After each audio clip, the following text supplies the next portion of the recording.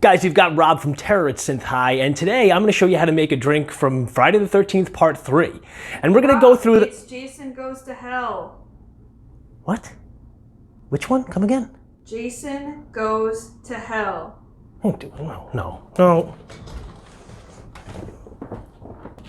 Kidding! Jason Goes to Hell is a fun movie. Come on, man. It's not like all the other Friday the 13th for sure, but that's what makes it kind of interesting. It was the end of the 80s, the start of the 90s, and something new was happening with the series. And I thought it was a pretty cool addition. I get people saying that it's not a Friday the 13th movie. It doesn't feel like that, but it does feel like a really cool movie. And we have an interesting drink for it today. Or maybe it's just not your kind of movie. That's fine, to each their own. Do you like drinking? Stick around for that then, Jesus.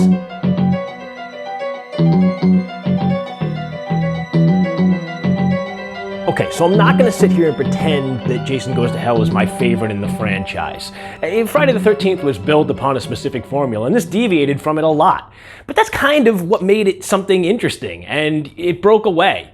And that was really cool, in a different way. Sure, I don't always think of it in the same way that I think of some of the other Friday the 13th movies, but that's not necessarily a bad thing.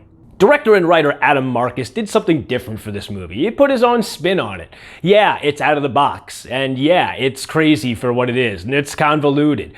That makes it cool, because it's trying to take a tired formula. There've been 8 movies at this point, folks. You know, like last time he went to Manhattan for like 15 minutes after being on a boat forever. Something drastic was called for at this point in the series, and that's what was delivered. So for all the haters out there, think for a second about all your best ideas about a Jason movie. And now think of the ones that didn't involve him being at a camp again doing the same thing, which we all love. Right? Yeah, it's tough. I have silly slasher movie ideas all the time. And for sequels, the other day I did a video about how I thought that some slasher movies should have sequels, and you can check that out up there somewhere. I said something about the guy from My Bloody Valentine coming back with a pickaxe in his arm and using that as an... So clearly, I have no idea what I'm talking about. But it's still fun. This movie's fun. I don't know how many other ways to say that. The gore in this movie was cool too. Like the scene where the guy was losing his jaw on the floor and melting all over the place. Felt more like something out of, like, you know, street trash than a Friday the 13th movie. Welcome addition. So here's my crazy drink for that crazy movie. So the ingredients for this drink, you've got 3 different liquors and you've got some black iced coffee. First off, you're gonna have Kahlua or something comparable. This is a knockoff brand because I'm a cheap bastard.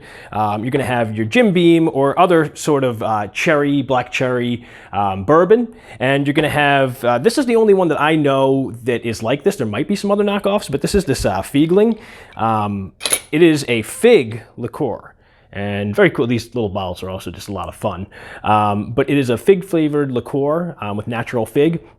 And you're going to use one of these little bottles for that. I think they also sell this in a bigger bottle. I just happen to find these small bottles. And like I said, they are kind of cool. I'm actually going to keep these bottles afterwards just for my own use.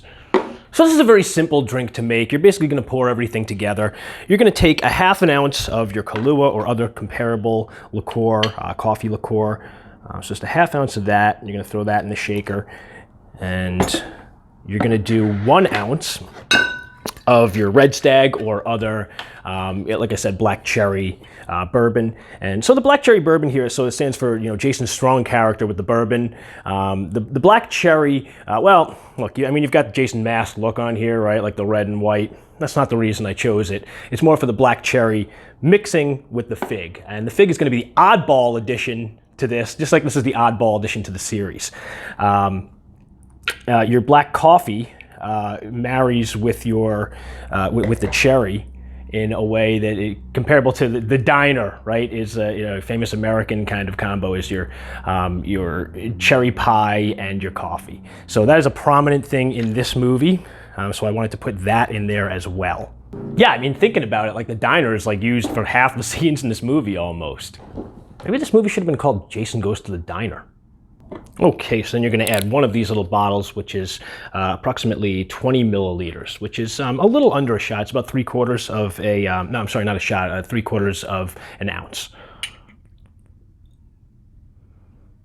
I don't know why I'm measuring it, but okay. And then about 3 ounces of this of iced coffee. You can add a little more or less. I would suggest using either a donut shop blend or like a breakfast blend, something that doesn't have a ton of other flavors mixed into it, so that the other flavors of the liqueur kind of come out a little bit more. And again, you can do a little more or a little less depending on how sweet or bitter you want your drink.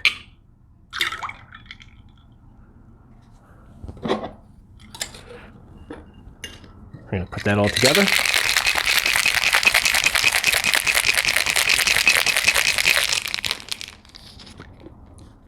And strain that over some new ice.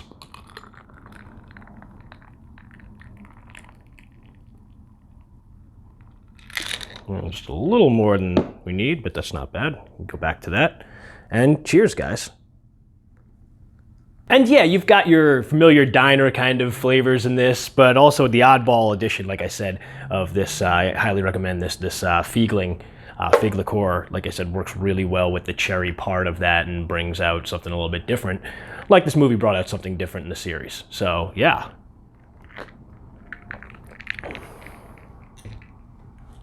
I like it. I hope you like it.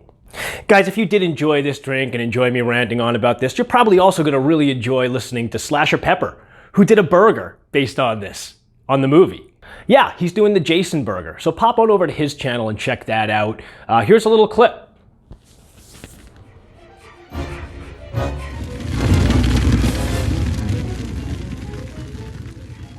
Doesn't that look f***ing awesome? I'm just hoping they don't lose shape in the frying pan, but so far it's looking pretty good. Turn them around and they definitely still keeps its shape. Maybe we can kind of mold it afterwards as well, though.